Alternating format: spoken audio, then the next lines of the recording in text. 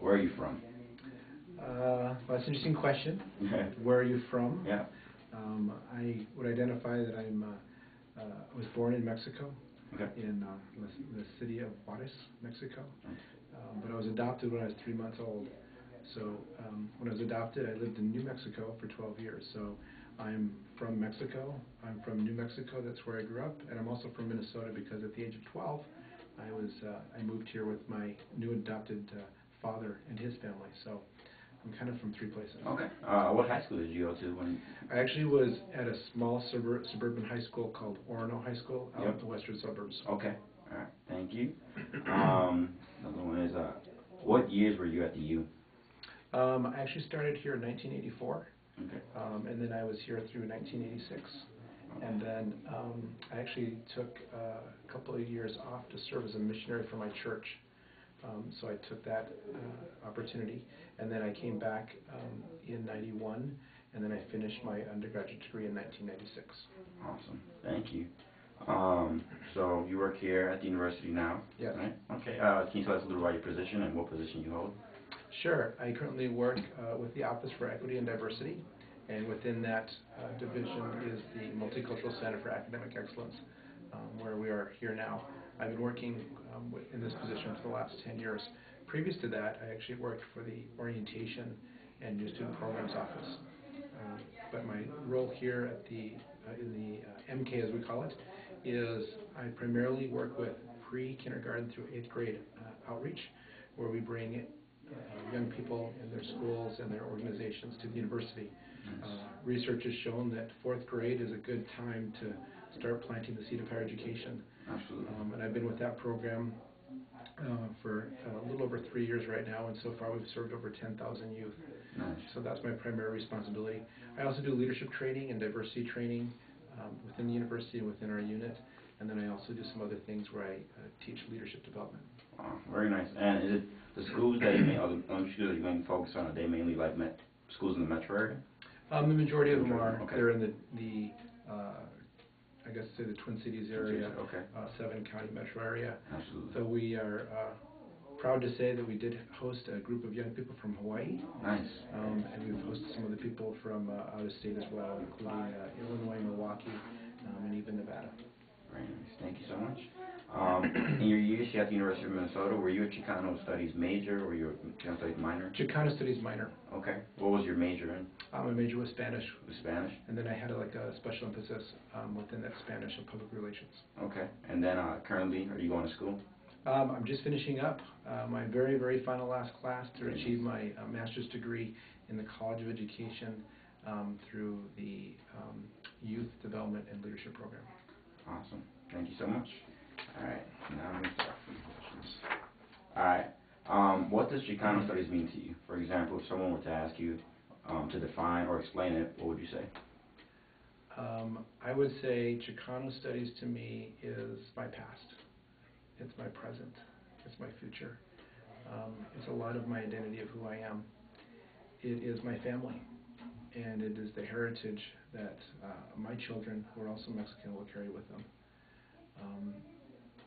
Chicano Studies to me is really a part of my identity that allows me to express myself to others because of my knowledge of history as well as my sentiments of the different influences that Chicanos and Latinos and Mexicanos and Guatemaltecos and everyone else in between have given to this, our society as well as this country.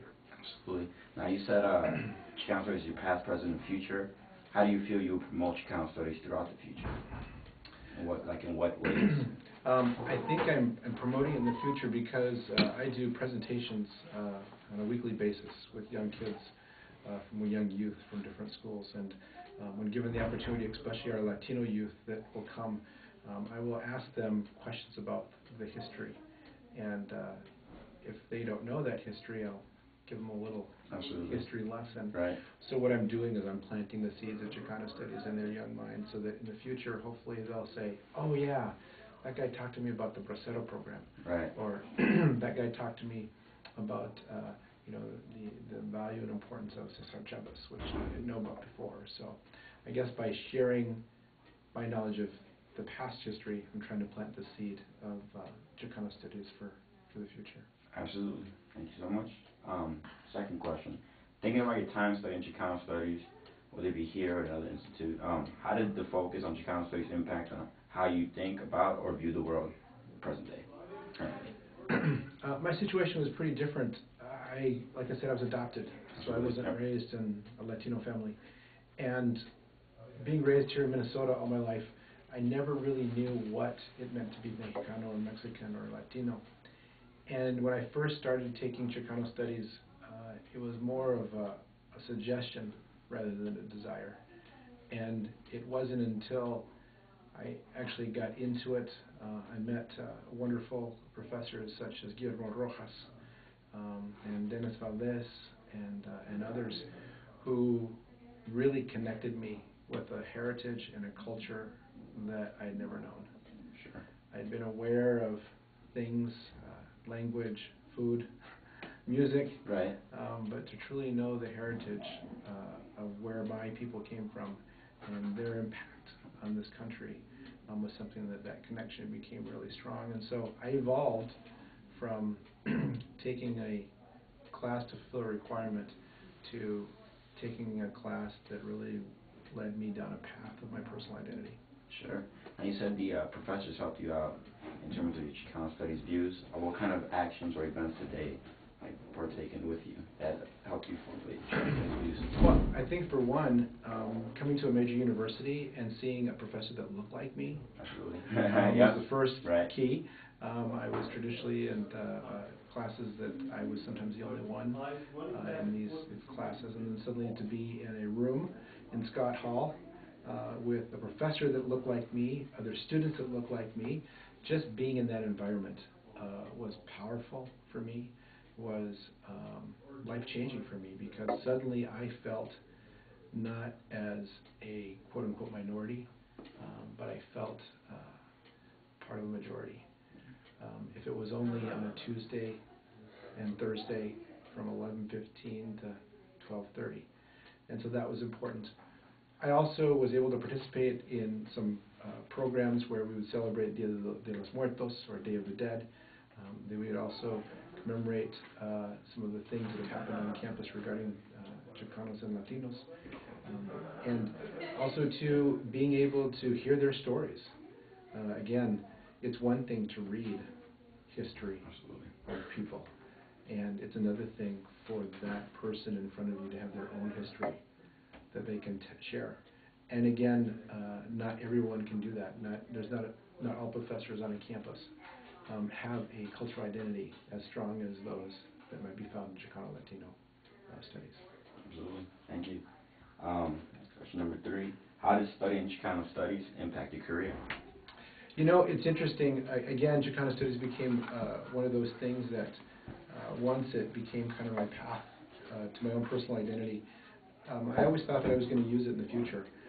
Interesting enough, my career in 1996, I was planning on graduating from the U of M and leaving the university and making my own mark and exploring and impacting the world. And lo and behold, I found myself actually getting a job here on campus about 30 days after I graduated. It was a job at the orientation office. I mentioned that I had only planned to stay here for a year, and that was in 1996. And I've been here ever since, here in 2011. What I think has helped me with this is that it has always helped me stay connected personally in my personal journey. What I found out is that being able to actually learn Chicano studies and to have it, I guess, in my portfolio, if you would say, or my back pocket, it's allowed me to share a lot with the people around me. Being at the University of Minnesota, I come in contact with a lot of Latinos as well, and so my knowledge of the history has really helped me to establish relationships, to support La Raza at times, to be able to actually use some of my knowledge of the history of Chicano Latinos to give presentations, both here at this university as well as other universities around the state. And so my Chicano studies has really carried I've been able to carry it with me when I speak with people on the street, whether I'm giving presentations, or like I said, when I now am outreaching to these young people of 8, 9 years old. My Chicano study stays with me as it's not only a passion that I have to share with others, but it's also, again, a spirit of who I am. And so I cannot deny who I am, and therefore Chicano Studies allows me a venue to talk about the history, to talk about the people, to talk about the events. And with that, it's kind of carried with me through that form. Absolutely. Thank you. Now, you said you came in contact, or you come in contact with La Raza. Mm-hmm. How do you feel that the Latino culture, or how does Latino culture compare now versus to when you were here at the University of Minnesota? I think it's very interesting. When I first came here, I'll be very honest, it was a tough road for me, because when I came here, I didn't speak Spanish. Again, being adopted, I was raised in quote-unquote American society, middle class. Ironically, my mother was a past high school English teacher, so my English was very good. But my Spanish, I really had no connection to that, or no full understanding of it. When I came to the University of Minnesota and I first introduced myself to La Raza, I was met with mixed emotions and mixed feelings. Some people labeled me as a non-Mexican, even though my heritage was Mexican, because one, I didn't come from a migrant family or an immigrant family. Two, I didn't know the language. And three, when I came here, I wasn't really familiar with the culture. So my experience with La Raza was, it wasn't unfriendly, but it wasn't welcoming. And I felt really bad about that. I felt that, well, they had something I didn't. And even a lot of times, some of the meetings that we had, or the activities we had, they were all in Spanish. And it was almost like one of those things, you know, if you're really Mexican or Latino, you should know Spanish. And if you don't know Spanish, you know, either learn fast, or, you know, maybe there's other activities you can join. So I didn't let that deter me. I continued to try to be accepted. When I look at La Raza now, I see a totally different mindset. I see a total different acceptance. I see that Latinos have become multicultural, that when I was here in La Raza, it was pure Mexicans for the most part, and Mexicans kind of dominated. If you're not Mexican in La Raza in the old days, you weren't kind of a full part of the program. But today, when I hear that the students are from all over, their heritage is from all over, whether they're Mexican or Puerto Rican or Cuban or Central American or South American, there is that unity. And so I see that the La Raza has definitely made a lot of progress in making sure that it really is La Raza, and it's not just one country or one entity. Absolutely. Thank you. Do you currently know Spanish? I do. You do? Okay. How did you learn the Spanish? Was it through the university? It was through the university. Took my Spanish classes. That was my major. And then another part of my life, as I mentioned, I took some years off to serve as a missionary for my church. Interesting enough, I grew up in a very small town, in almost rural Minnesota, and I went from that environment to the U of M, which wasn't that unfamiliar. But then when I served my mission, I landed right in the middle of the streets of Los Angeles. Wow. So I lived in East LA for about a year. I lived in some of the roughest and toughest parts of gangs and project areas, and I lived in other places. So when I got there, again, that same kind of situation where I was suddenly surrounded by thousands, if not millions, of Mexicans, and I didn't know Spanish as well as I should have. And it's one of those things, sometimes I think that I was kind of judged, how brown are you, in a sense. And because I didn't know Spanish completely fluently, I wasn't brown enough in some of their eyes. But I did learn Spanish on the streets of LA, and then that, coupled with learning the grammatical Spanish in the university, has given me a good foundation. Spanish is still not my first language, of course. English has been. I sometimes feel like I struggle, but I have a greater sense of confidence that when I do speak the words in Spanish, they're not only words grammatically, but they're also words from my heart. Absolutely. Thank you. Question number 4, what do you see as a vision for Latinos in the U.S. in regards to its future? Wow. Well, I'll address that first in education. We know that Latinos will be flooding our educational system. The more and more that time goes on. Just, back a few years, it was estimated that in California, well, first of all, in California, which we used to think of as pretty much, white society, European American per se, that a few years ago there was more people of color in California than there were Anglos or white Americans. Another statistic that came out is that over 50% of the kindergartners at that time were Latino. So you take that, 50% of Latinos in kindergarten, and fast forward that about 8 years, and look what your high schools are going to look like. And that was that was a couple of years ago that was, and that was just in California.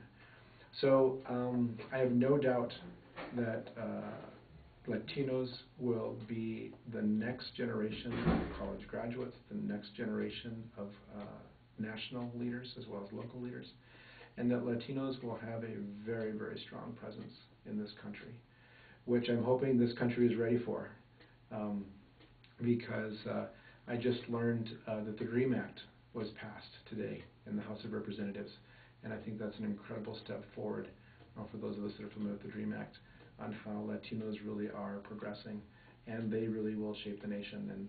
And I think as we always look at as if it took us this long to have an African American president, with the numbers that we have and our influence and power, it probably will not be very much longer before we can have a Latino in the presidency as well. And not to say that we're power hungry, but you need to meet the needs of the people, and the needs of the people in the future. And 10, 15, 20, 30 years, it will be Latinos. At least that's my opinion for now. Absolutely. Absolutely. Thank you. Next question is, how important is it for the University of Minnesota or the College of Liberal Arts to keep the Chicano Studies as its own department, and why? I think as we look at the history of this university, the university has always had a history of kind of being the forefront, the flagship in many areas. We know that Chicano Studies is one of the first Chicano studies ever in the United States, here at the University of Minnesota. And so that has a lot of pride and reputation to it. I think when it comes down to the essence and spirit of Chicano Studies, yeah, definitely it needs to be a part of the fabric of this university. And as far as I can see, that having Chicano Studies as its own individual department has been very beneficial in many, many ways, especially when it comes to many of our students need to have a place, and they need to have space. And I believe that whenever any ethnic group has their own division or department or unit, they are acknowledging place and space. I also think, for the most part, that when you are in a position like that to have a department, it helps with recruiting in many, many ways. And that recruitment is important, not only recruitment of students, but also recruitment of future faculty and even staff. So I think it would be very important for Chicano Studies to maintain itself as a department and as an entity. Absolutely. Thank you so much. Well, thank you, Tex Ostvig. Thank you so much for your time. I really appreciate it. And thank you for a fantastic job.